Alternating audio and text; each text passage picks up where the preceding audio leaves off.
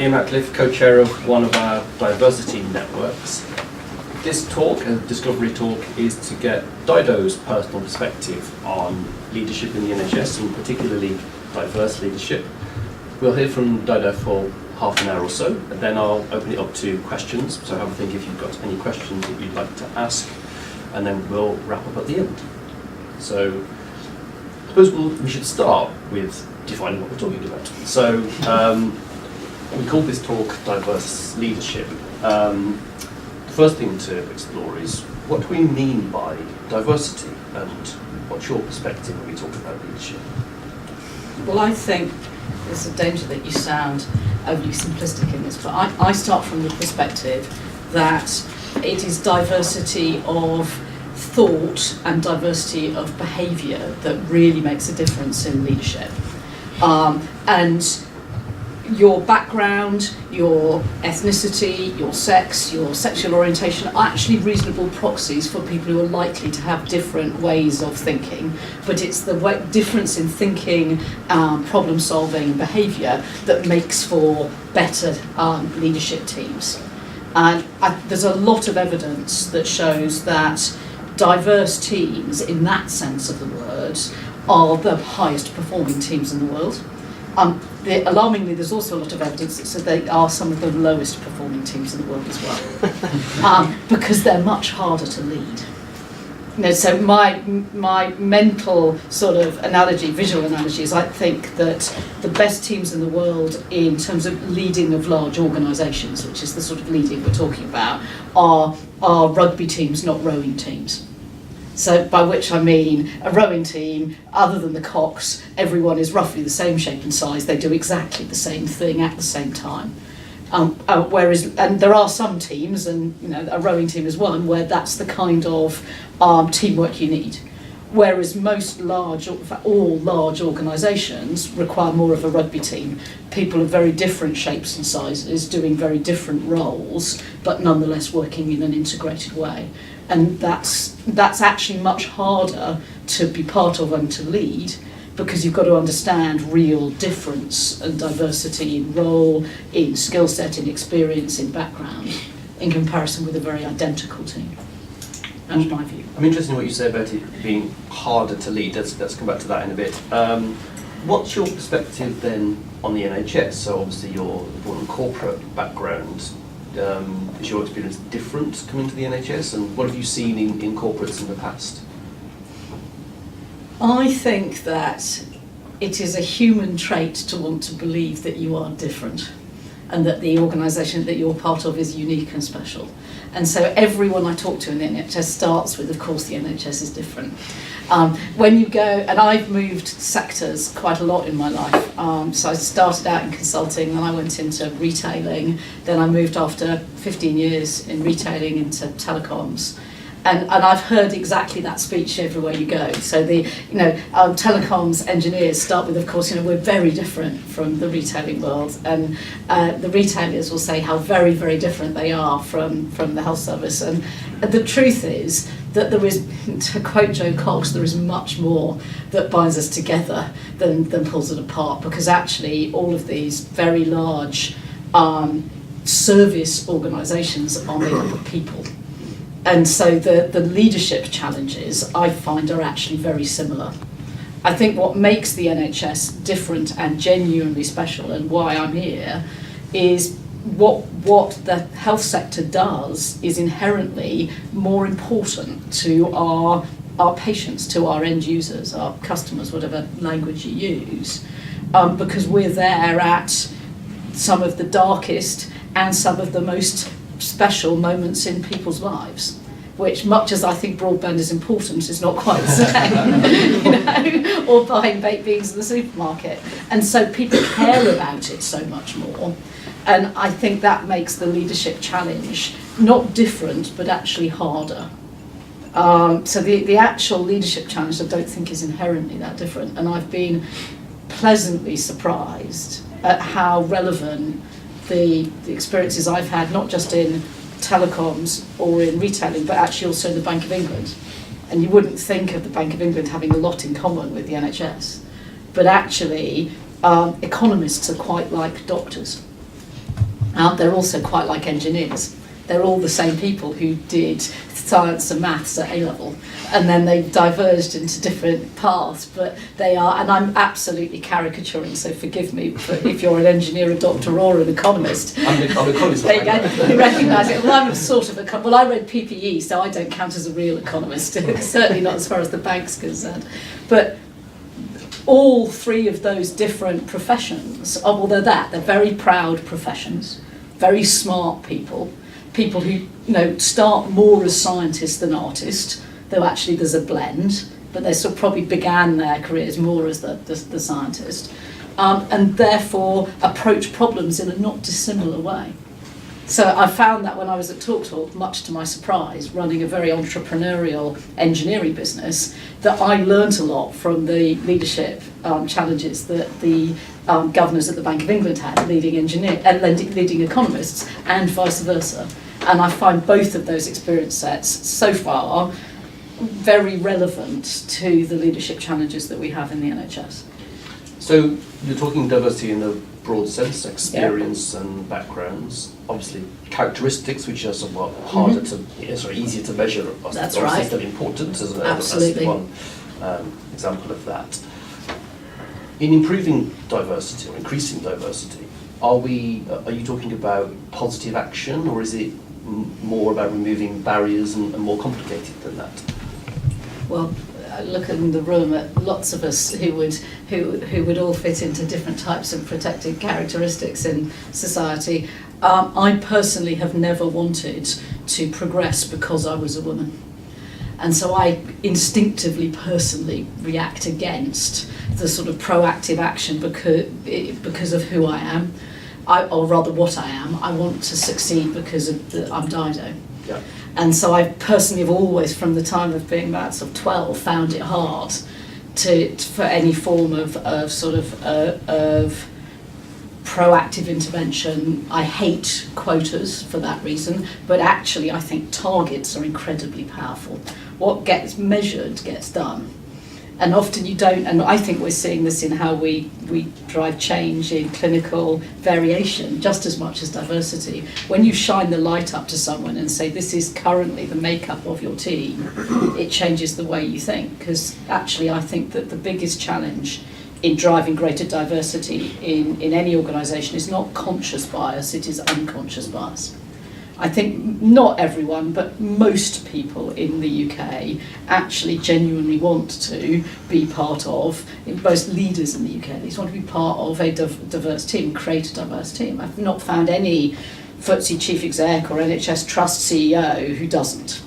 But we are all inherently biased in the decision making we make, and when you see your own data, it makes you think.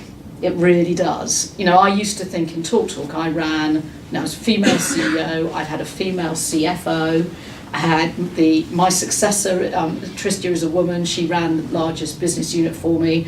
That looked like, at a high level, a really good, diverse leadership team. But the gender pay reporting showed us that at TalkTalk, the gender pay gap was every bit as big as anywhere else in the country. And we wanted to say that was because we didn't have very many female engineers and engineers were paid more, but then we looked at the gender pay gap in marketing and it was just as bad. And it was really awful moment for us to go, hold on a sec, we thought we were good at this, but we're patently not. So I take a subtler version than the sort of the brute force of set a quota. I don't think gets you to the right answer, but the much more subtle hold the mirror up, use the data, forces you to think, and then you get real change. Well, in case you mentioned quotas, I'm a finance person, so I've command with stats. It's quite interesting. So, the UK doesn't. If we talk about corporates for a second, the UK doesn't have quotas. Norway was one of the first, and Belgium, France, Italy do. There's various studies on the impact of this, and particularly the point on actually. You focus on boards, but what does that mean for senior management more broadly? And a study in France a couple of years ago found that actually, while they've had quotas for 30 to 40% on boards, less than 20% of senior manager jobs are held by women. So there's little evidence that quotas people seem to focus on achieving the quota rather than the cultural attitude that you're talking about. And of course, NHSI has its own unconscious bias taste assessment at the moment, which, having done similar myself, I completely agree how important that is. Well, do you know what, I know you care about it, on unconscious bias for a sec, I'm sure lots of you know the sort of behavioural test of the story that you tell of the dad and his son who were on the way to a Sunday soccer match where the car crashed and dad sadly died and the son's badly injured. Ambulance comes out, they try to resuscitate him, he's rushed to hospital, rushed through A&E, straight into theatre, and the surgeon comes running into the theatre, looks at the boy on the table and says, "I'm really sorry, I can't operate, that's my son." How can that be?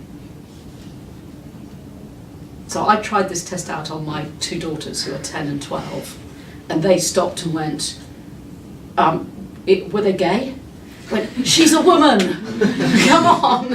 And that unconscious bias. And my 12-year-old, who's very thoughtful about this, said to me, "I just imagined that as a doctor, it was a man." So that unconscious bias begins at a really young age, and I expect people, I do this quite often with teenagers. I do lots of talking at schools, and lots of the girls, they will sit there, and some of them will, over time, they go, I thought it was a man too. So this unconscious bias it's really hard to shift it, and I think one of the first things you have to do is acknowledge that we all have it. I've got one of those too. So one of our colleagues in finance, this terrible joke or question of, what do you call a gay man who flies a plane? A pilot. People pause for a second, so yes, there you go. Exactly. You mentioned the data. So one of the most cited is the McKinsey study. Yes. We did work on diversity, and they looked at a broad number of characteristics and found quite a lot of correlation between diversity and returns, yes. So financial returns, and also inverse correlation as well. Some people say it's hard to prove causation, so of course it might well be that actually better companies attract better talent. Companies who do better have more resource to invest in diversity.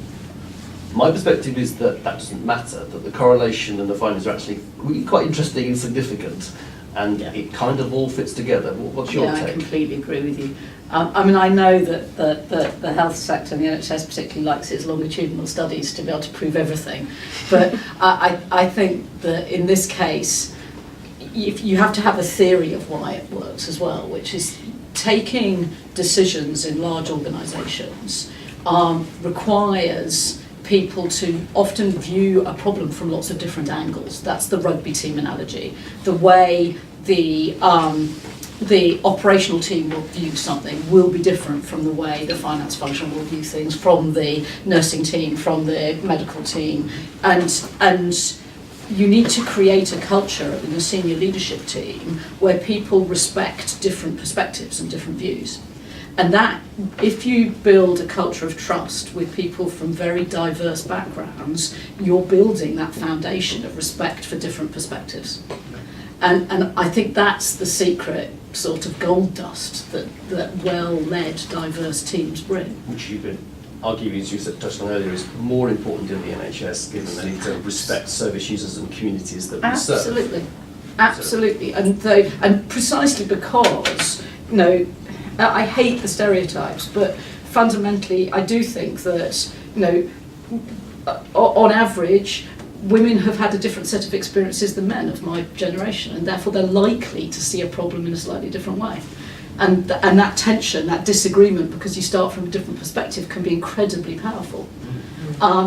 Likewise, if you've grown up a gay man or a lesbian woman in Britain over the last 30 years, you've had to probably fight a really difficult path as you've worked out when you're going to come out and how you're going to manage that with your family and stuff. And that's going to make you think about problems differently. It really will. And that's a good thing. But you've got to build a culture where people can hear that difference, and not, because it's entirely human to find it easier to work with people who think like you. We all know that that's true, and it's entirely human to recruit people who look like you. And that's the unconscious bias problem, but where if you can build diverse teams that respect each other's difference, even if sometimes it drives them mad, and hear the difference and have a proper debate, you make better decisions. And the leading of large organisations is about making quite tough decisions. I don't know if have you read the Thinking Fast, Thinking Slow book, Daniel Goleman's book? No, I've heard of it. But it's really interesting around how our brain works differently and how we have one level of cognitive process that's very fast, where actually that is the unconscious bias engine in lots of ways. That's where you're just following your instinct, the sort of flight, fight instinct, for example. And then the second cognitive system that's much slower, where reason kicks in and we assess data in a more logical way. And it's not that the fast decision making is inherently bad, it's different. But a lot of organisational leadership problems require slow thinking, not fast thinking. And slow thinking is better when you bring in lots of different perspectives, and lots of different perspectives help you make a better decision. That's my maybe overly intellectual version of why diverse teams will take better decisions, but why they're also quite hard to lead. Because the fast thinking of your diverse team, most people's fast thinking will be really different. And if you rush to that conclusion, you won't understand each other, and you'll quite quickly lose faith in each other in diverse teams that aren't performing very well. They've got entrenched in that their own version of the truth and can't see each other's truth. I'm interested in what you said about not wanting to be defined as a woman. So the idea for this talk, of course, came from some things that other organisations did back in International Women's Day. If you look at other characteristics such as BAME representation, you know, the evidence is clear in the NHS, but it's not very good in leadership. It's dreadful. Gender balance is interesting. So in NHS providers, women make up 43% of board positions. Yeah. So on the one hand, that isn't far off population, but it also, though, is not representative of the workforce, where in the NHS 77% of employees are women. But at a board level, it's much better than corporates, where in the UK that's about 27%. Yeah. So there's lots of things to unpack there. Is that an area you think that should be focused, or is it like important to consider the issue more broadly? It's really hard, isn't it? Because if you're not careful, we end up with 30 different targets. I think that coming from the commercial world, I think the representation of women in board roles in the NHS is actually really impressively good. I think the representation of BAME is dreadful, much worse than I've seen in the commercial world, particularly if you look at the workforce, it's really bad. And I think that our acceptance of genuine difference in leadership styles, which is at the core of this, isn't great, whether you're male, female, black, white. And no, my experience has been that it's the organisations that really accept different leadership styles do a better job in the end at getting diversity on every measure, not just in the boardroom but in the executive leadership and all the way through. And my experience was this came from my supermarket life actually. I worked for Tesco for about 8 years, and then I was a traitor. I crossed the floor of the house, so to speak, and went from Tesco to Sainsbury's. And the main reason I did, if I'm honest, was I felt I could be me in Sainsbury's, and I didn't really feel I could be me in Tesco. Not because I was a woman, but because I led in a way that was very different to the Tesco style at the time. Tesco was very macho, very command and control. One of the bits of feedback I was given in 360 feedback, I was what they call the marzipan layer, the layer below the board. I'm very ambitious, but I was the marzipan layer. So very senior, but actually not on top making any decisions. And the feedback I got when I was sort of pushing to say why wasn't I going any further was, one of the bits of feedback was that I didn't say I enough in board meetings. I said we. And I was also told that I didn't dress appropriately, that I didn't look the part of a senior woman. Yes, I know, there's people looking horrified to say my mum was so cross. But you'd be interested that the two bits of feedback I actually took and I was riding as a semi-professional amateur jockey at the time, so I was race riding a lot. I didn't care what I wore at work. I was in the gym before I went into the boardroom, and so I probably did look a bit of a mess, if I'm honest. And I came to the conclusion that it was really easy to change and act on that piece of feedback. That if people would respect me more if I wore a smarter suit or carried a different handbag, which was one of the things they told me to do, believe it or not, that was easy to change. And to be really honest, I thought if people were that easily influenced by how I dressed, that more fool them. And that was a really easy thing to shift. But there was absolutely no way I was going to start taking credit for work that I hadn't done. And so I wasn't going to say I did this when we did or someone else in the team had done that. And in the end, the culture at Tesco at the time found that hard. They couldn't, they had this very sort of monoculture of what leadership looked like, a sort of old-fashioned table-thumping, sort of macho male way. And it wasn't that they didn't want women, but they wanted everybody, male or female, to lead in that particular way. And that cut at the core of what I stood for in the end. And they did me a huge favour because they helped me learn who I was. And I went to Sainsbury's, and Sainsbury's was just much more accepting of true diversity with a small d, of very varied leadership styles, where I learned that I could be me. And I found that was a hugely liberating experience for me personally, and I think that that's the journey that we need to try and go on in the NHS. Because, I'm caricaturing, but I think that I've seen so far in 5 months in the NHS, some of the best operational leaders I have ever met in my life. But they're the exception, not the rule. I've also seen lots of, someone said to me from the NHS 2 days ago, it's not so much command and control, it's command without control. My version has been the army without the good bits. But I think that, and I think that really bringing to life diversity is about allowing people just to be who they are. The most interesting measure is, do you feel you can be yourself at work, at whatever level you are? Because that's a measure of it really encouraging diversity. If I don't have to pretend to be someone I'm not. Absolutely. Some people might not want to bring their whole self to work.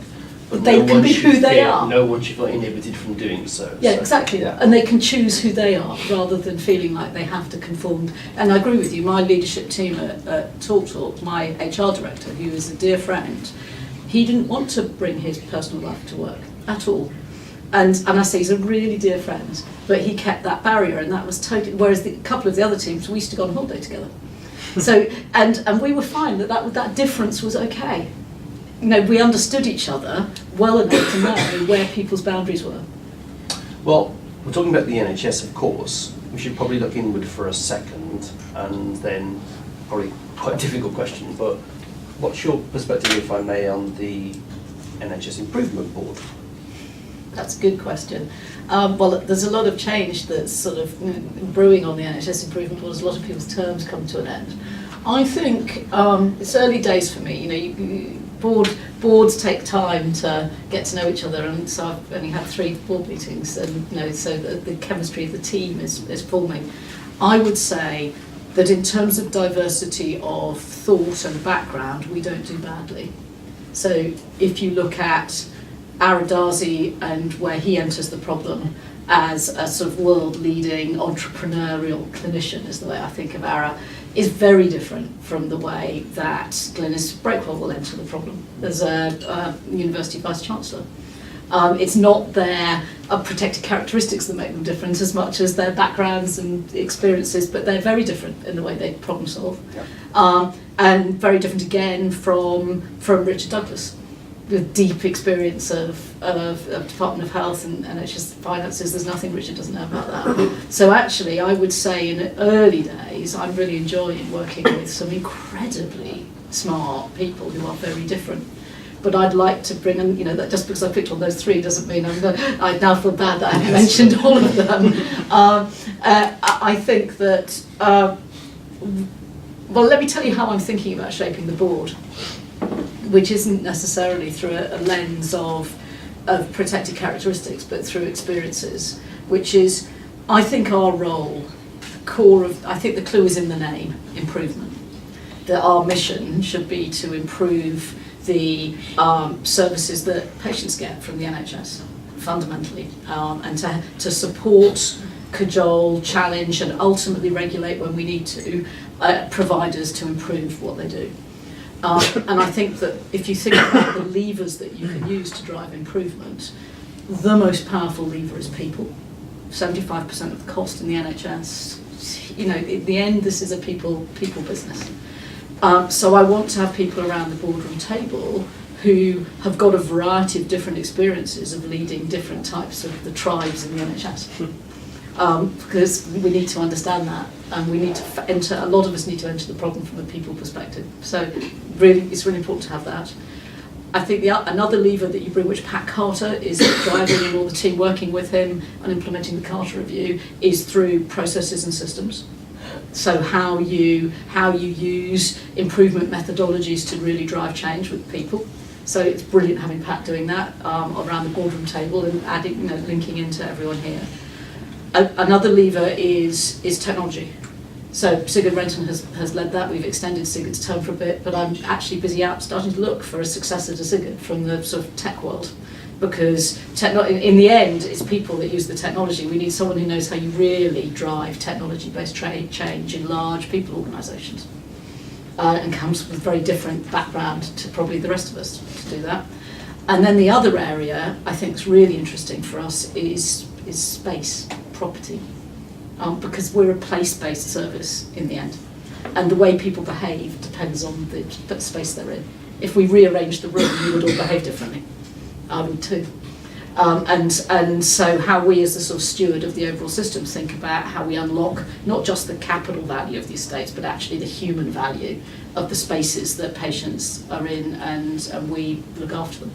So I'm sort of looking to try and get that blend of experience and skill set and backgrounds and, you know, diverse characteristics. Now, how on earth do you do that as a Rubik's Cube when we're talking about, you know, no more than a dozen people? Yeah. There will be lots of compromises as we try and shape that team. But I am unashamedly trying to start from the diversity of experience and thinking as opposed to anything else. And I'm pretty confident that that will bring a diverse board in a more sort of traditional sense of the word as well. Because if you start thinking about where I'm looking, we will find people who are a rugby team, not a rowing team, in the way they look as well as the way they think. It's interesting to hear your views on what we need as a board here. So does that reflect your views on what NHSI should be doing in the NHS? So there's lots of examples of programmes in NHSI, such as the work that the nursing team are doing with BAME, Next Generation Leaders and so forth. Should there be something broader that NHSI is doing to promote this in providers? I suspect there is lots more that we need to do. I think, you know, I hope everyone's engaging, I know you are, in the work that we're doing to try and, you know, really review what our operating model should be, how we drive improvement in the sector is the way I'm thinking about it.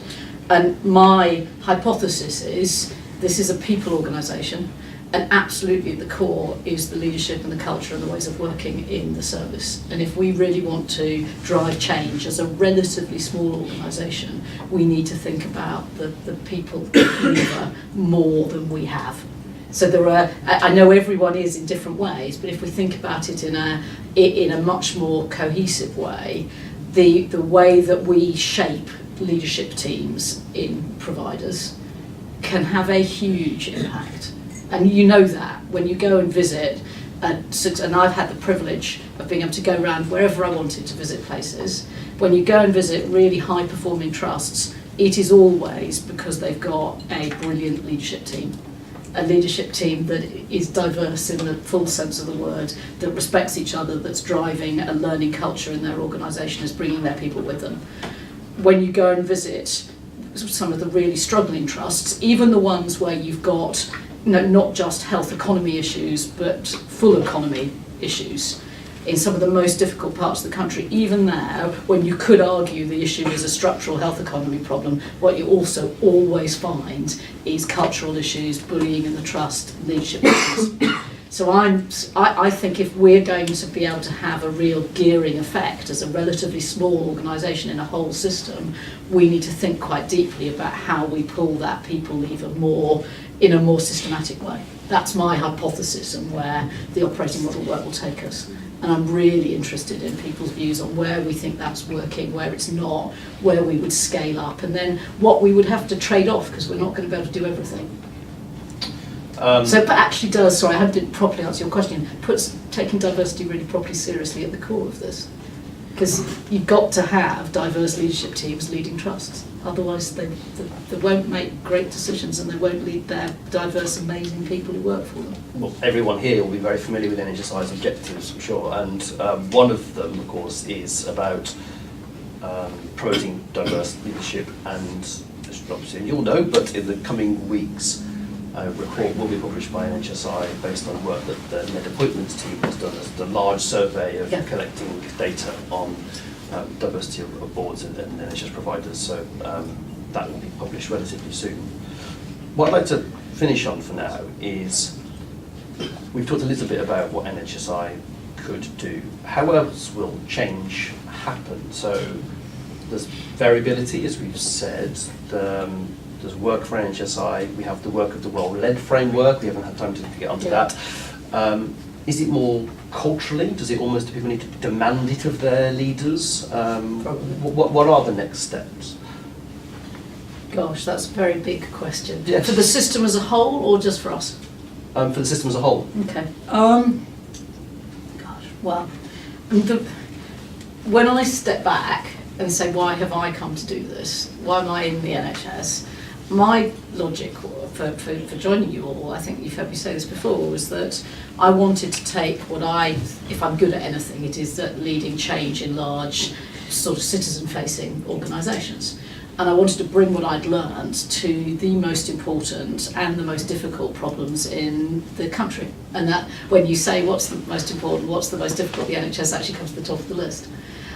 So I think so that's why I came in. And 6 months ago, I gave myself the challenge that by about now, I'd have a view on what I could do to make a difference over a sort of 3 to 5 year time horizon. And I'm increasingly of the view that if I personally can make a difference in any shape or form, it is trying to put this culture and leadership at the top of everybody's agenda. That of course we need the country to work out how much more money we should put in to health and social care. Because I think no matter how efficient our providers are, no matter how we are going to need to spend more money on health and social care over the future. And by the way, that is a problem of success, not failure. That's because we're living in a country where people are going to live longer and where technology will enable us for them to live longer better. So that's not a disaster, that's a good thing, but it is nonetheless true we're going to need to spend more money.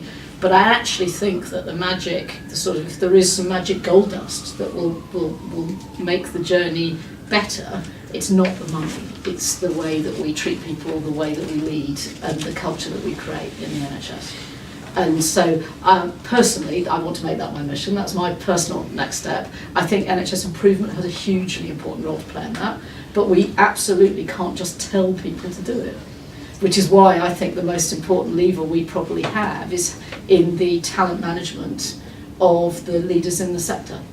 In how we are shaping and developing the current and future CEOs, medical directors, COOs, nursing directors, finance directors in the sector. And we play a huge role in that, and I'd love to see us play more. And I think that's a direction of travel for us as an organisation. That's really interesting, thank you.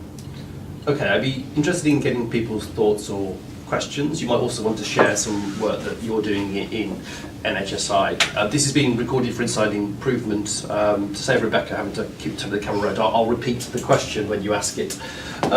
Just so I can judge timing, if you think you might have a question, just put your hand up so I have an idea of how many people want to contribute, so it gives an idea of how snappy to be. Okay, that's helpful. All right, so we've got a bit of time. So let's start with the first hand I saw. Colin? Can I ask a question and then make a comment? Of course, can. So, I'll do the comment first and the question, sorry, that'll be right. I came from civil service. As a senior civil servant, there was a vocabulary and language around leadership in the senior civil service. We were expected to demonstrate, behave, take responsibility for, and it was civil service wide. It was, you know, so you're talking about organisation of over half a million people. In 2.5 years since coming here, it hasn't really been that obvious, which may be my fault for not engaging enough with it, but it hasn't really felt clear in this organisation. So I'm welcoming the focus, because I do think we as an organisation have got to know what that means. Absolutely. To convince other people. So I like the emphasis. The sort of question, last night on Newsnight there was a piece about a clerk in the House of Commons who'd been bullied, and one of the things that clerk said was she kept a lot in herself and found herself under tremendous pressure at work, therefore wasn't really able to share at work what was going on.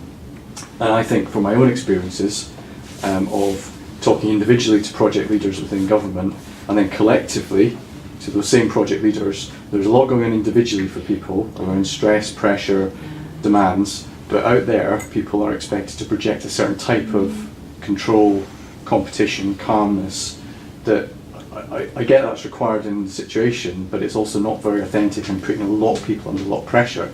So I suppose the question I wanted to ask really, and it picks up on some of the stuff about diverse leadership, is what can we do as an organisation to try to give people more of a sense of sharing the pressures they face as leaders and being supported by their peers. It's not an easy thing, by the way. I'm not expecting you to have a sort of instant easy answer, but I do think it's something we should be trying to take some ownership of. I think you're right. It's a really good observation and a really good question. What I've seen, really good people managers and people leaders know their teams well enough to create that safe space for them to talk about how they feel as well as how they think. And the more stressful a situation you're in, the more important it is to be able to create those moments for people to express their emotions. As you can see, I'm a natural extrovert, so I find that easy, but for lots of introverts they find that really difficult, but they still need their version of their safe space to be able to be who they are. And I think as leaders and managers, you have to have laid the foundations of knowing your people for who they really are before you're in a very stressful situation. And then if you've laid those foundations, when you're working under tremendous stress, you know each other well enough and you trust each other enough to be able to express how you feel. You know, I was talking at something this week where I was talking about the Talk cyber attack, which is, you know, my own personal sort of local difficulty that I lived through. And we'd worked very hard at Talk to build a culture of people. We used to measure religiously. I can be myself at work, as that was the thing we cared most about in our staff survey. And people really knew each other. And we found that that was what got us through. And because people trusted each other enough to talk about how they were feeling. So I don't believe that, and by the way, if you talk to, you know, combat soldiers, they'll still say the same thing. That's what in times of extreme stress, you need to have built a camaraderie and a teamwork where people trust each other enough to show their weakness as well as their strength. And I think you can do that in any management and leadership role.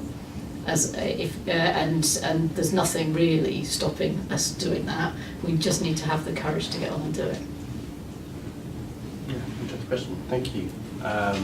Yes. Hi, I'm Candida Pereira. I have 2 questions. So we've kind of talked about unconscious bias and how it's kind of, you know, something that it kind of comes and people, you know, I think is kind of natural. But I want to know, how do we start kind of extending the vision of what leadership looks like within that area? And then the second thing is, with unconscious bias, we know that unconscious bias will lead to inequality of opportunity. Yes. I think that becomes an issue when actually we don't get the sponsorship and mentorship. So sponsorship really is very different from mentorship. It's not taking a punt. It's saying, I'm going to put you in this position and you learn how to be a leader. I'm going to give you patronage. And so how do we kind of get that situation where actually you get many different people from many different walks of life who look different but have those experiences because they've been given the opportunity.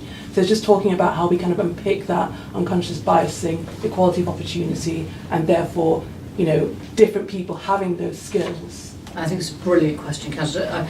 I don't know if you've read it. There's a great book that was published about 2 years ago called What Works, written by a Kennedy School behavioural economist called Iris Bonet. And she sort of put together in the book a whole series of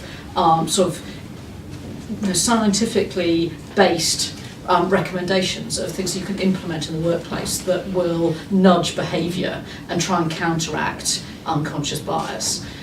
Some are obvious, so the one best example, I think it was a German Philharmonic Orchestra, I forget which city, where they had only 4% of their musicians were women.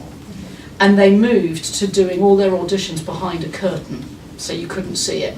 Within 2 years, it was 50-50. And they didn't think that they were being biased. They really didn't, but simply by that technique, which is an obvious one. Another one is when you're interviewing people, and all of us hate doing this as human beings because it feels so metronome-like, but genuinely having a structured set of interview questions that you follow all of the questions for all of the candidates, not allowing yourself to have the social chit-chat with the candidate when they come into the room, because in the social chit-chat, if they have a background that's got anything in common with you, you'll find it and you'll feel comfortable with them, and if they have a background that is completely different to you, you won't find it and you'll start off not feeling comfortable with them, and we all make our decisions so quickly. And Iris's researchers, they've done various experiments in lab conditions proving that when you use a structured format for an interview, you are less likely to offer women stereotypically female jobs or men stereotypically male jobs. So there are some real behavioural tricks that sort of nudge our brains into dislodging the unconscious bias. And I think I think if you haven't read it, it's a really good book. Lots of things I've taken from that. I think this is where you can do some proactive interventions.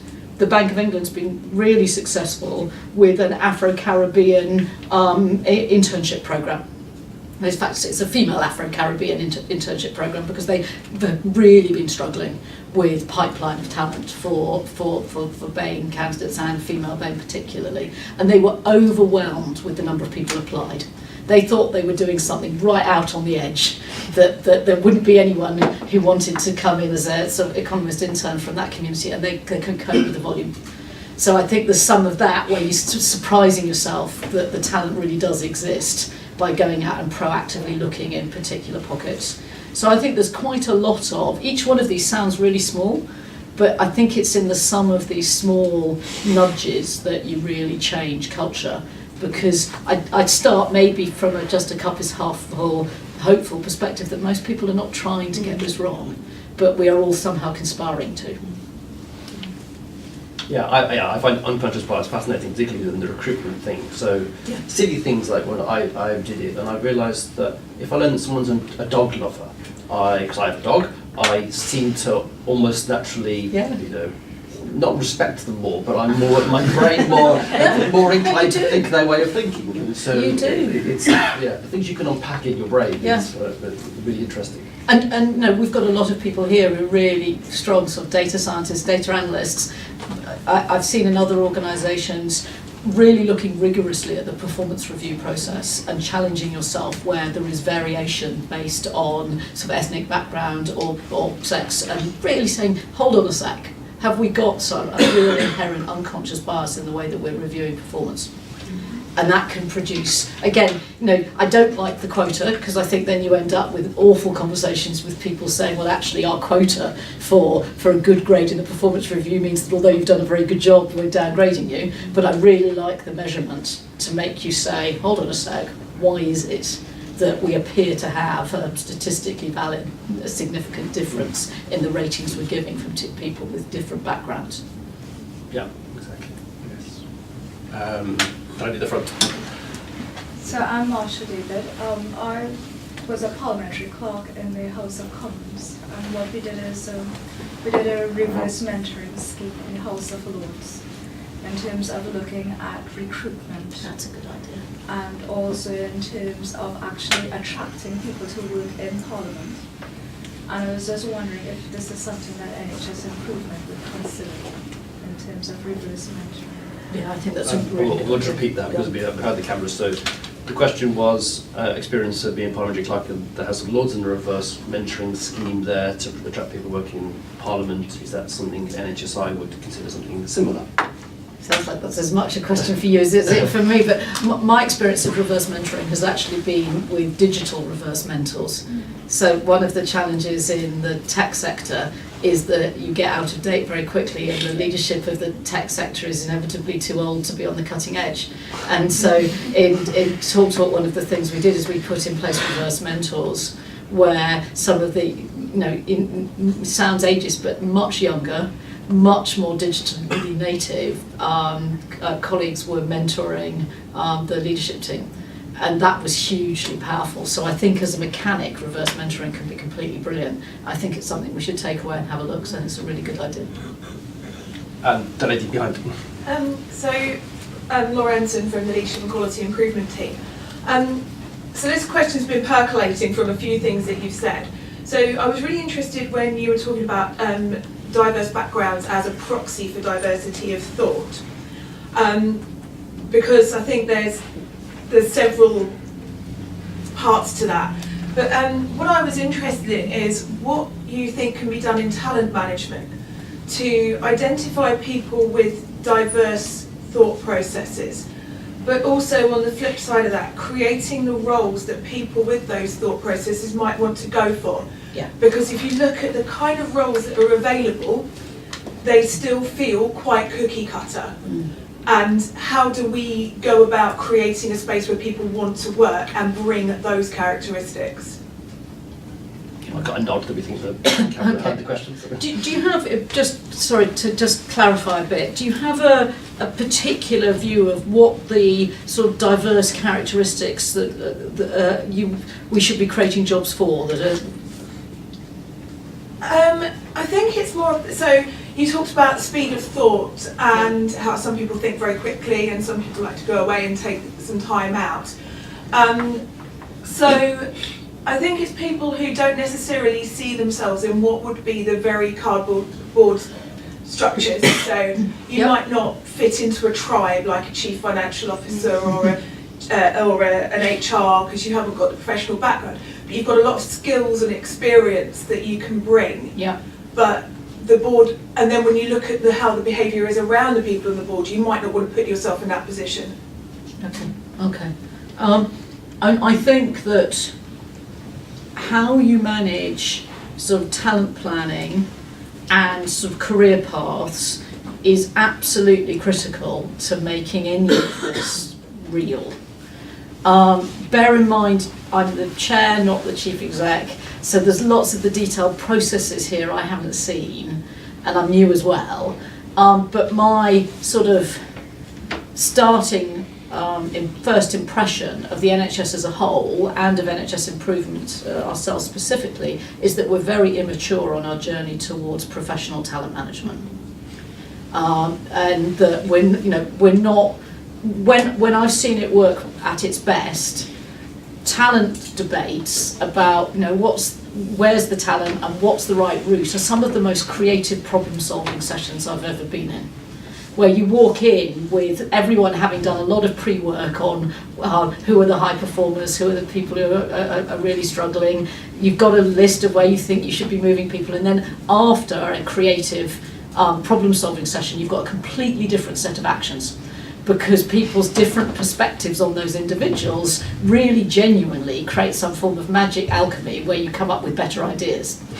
But to do that, you have to have a culture of trust where the managers in the room don't start by trying to protect all of their people. No, there's we've all seen the phenomenon, all mine, all yours are the opposite. Where you don't have a culture where if you've got someone who's really good, you don't want them to leave your team. You have the opposite, where you have a culture where if someone's really good, you want to see them promoted sideways, upwards, or whatever's the right route for them, outside of the organisation, maybe if it's right. So you've got to put the building blocks in place first, otherwise the talent management process becomes a reinforcement of people's prejudice rather than a genuine creative problem solving that gives people ideas and opportunities they wouldn't have otherwise thought of. And I'd say we're not very long along that journey yet, either within NHS Improvement itself or within the service. And I think it's one of the biggest levers that we could pull.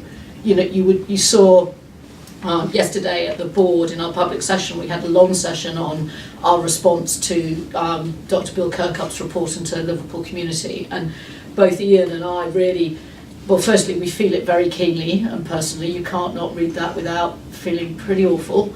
But I think it's a real opportunity for us to use it as a sort of a real engine for change in sort of professionalising the way we think about talent management and career paths, because I think that's how we solve your conundrum. The other Ian, not me, because Sorry. if anyone's in any confusion. Anyone else? At the back.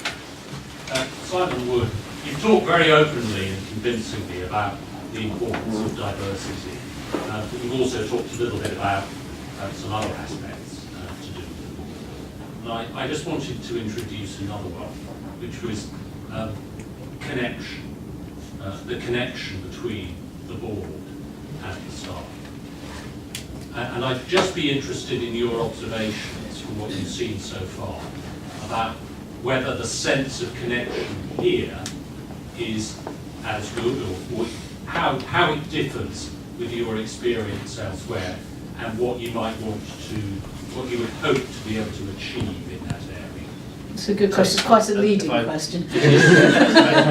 Repeat the question. So we've talked about importance of diversity. This is introducing the idea of connection between the board and the staff. Your perspective on how that works in NHSI compared to your experience elsewhere and what we could achieve. Yeah. I think it's really important that you do two things with your. I've talked mainly when I've talked about the board. I've been really talking about the non-executives rather. The key to a board is the board ought to be a unitary team of executives and non-executives. So the first piece of connection I think is important is that is a unitary team. And I agree with you that the connection is a very important dimension, and that is human. So one of the things I've been doing is making sure that the board get to know each other a bit better first, before we start getting to know everyone else. It sounds really silly and simple, but actually going to dinner, they've not done that before. So we've had several board dinners. We had a brilliant board dinner with Tim Kendall and the mental health team, where we had a teach-in on mental health with the board, both execs and non-execs, and we all loved it because we talked about what we all knew and our personal experiences of mental health, but actually we got to know each other a bit. So the first bits of connection I've been working on is getting the board to connect, and then but making sure that I create the space and that the non-execs create the space, because actually it's you guys working here full time who lead the show, not us.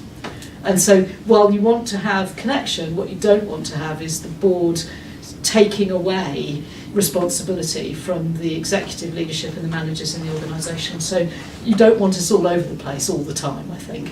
So it's getting that balance. And I want to try, I said in the board yesterday, I really do want to try and set up some form of volunteering programme that we can all participate with, so that we get real connection with the front line in the NHS. Because I think that connection is paramount, that we really are seeing, feeling, hearing, living what it's like for people working in the service. Thank you. So I'm sorry if we didn't get time to get to your question. So just finally, there's a lot of energy in this room. What's your perspective on what the next steps are? We've talked about quite a lot today. Is it possible to I'm in danger of committing the said executive to lots of things, which I don't think would be right. True. Ian was saying in the all-staff briefing on Tuesday, he and I together really are looking at this as a moment in time to properly assess what the operating model, in some ways what the strategy of NHS improvement should be, and how we change as an organisation to genuinely live up to our name. And I think that the danger is that people look at that as saying that's a structure piece of work. Structure on its own rarely solves anything in any organisation. It's an ingredient, but actually changing the culture, the ways of working, and creating an environment where people can bring all of their best talents to work, that's the secret sauce in most organisations. So the big next step for all of us, and it is not just for me, is to hold ourselves up to that standard and say, are we thinking through how we want to change this organisation to live up to the best it could be in, you know, being a reflection of the diverse talents of the NHS. That's the big next step. There's lots of little things, smaller things for me, but I hope some for you too, because I do think this is something that you need some top-down leadership, but actually you only change an organisation's way of working if everyone changes. It's not enough for me or Ian to do it. Yeah, that's a pretty good point to end on. So you join me in thanking Dido for her thoughts.